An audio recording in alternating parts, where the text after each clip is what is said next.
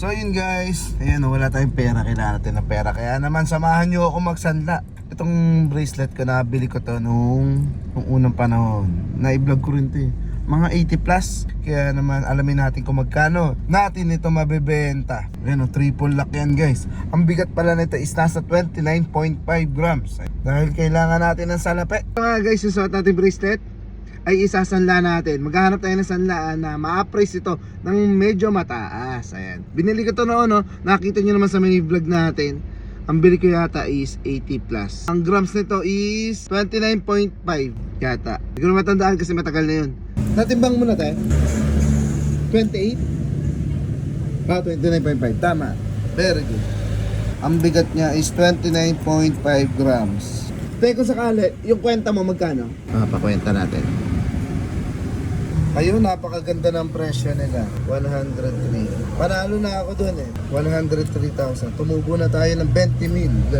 Titignan natin sa ibang sanlaan. Pero ang ganda na ng presyo nila, oh. Yung presyo nilang binigay sa akin, napakaganda na, napakataas na. Tumubo na tayo dun, guys. So, okay na ako dun eh. Maghaharap lang tayo ng iba. Susubukan lang natin sa iba. Kapag mas okay dito, babalik tayo dito. Ito, sanlaan na naman, guys. Tara.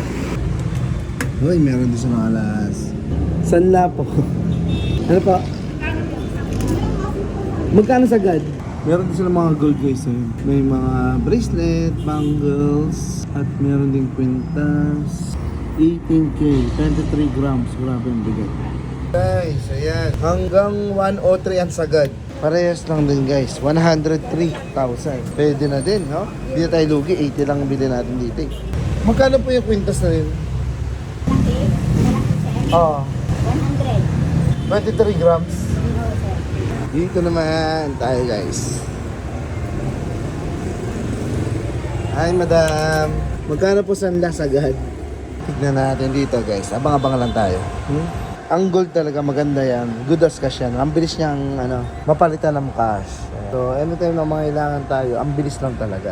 Dadali mo lang sa kapitbahay yung mga sanlaan. At ang dami rin nilang alahas dito. Ayan. 90. Ha? 90. 90? Oy, 90. Dito naman guys is 90,000 naman dito.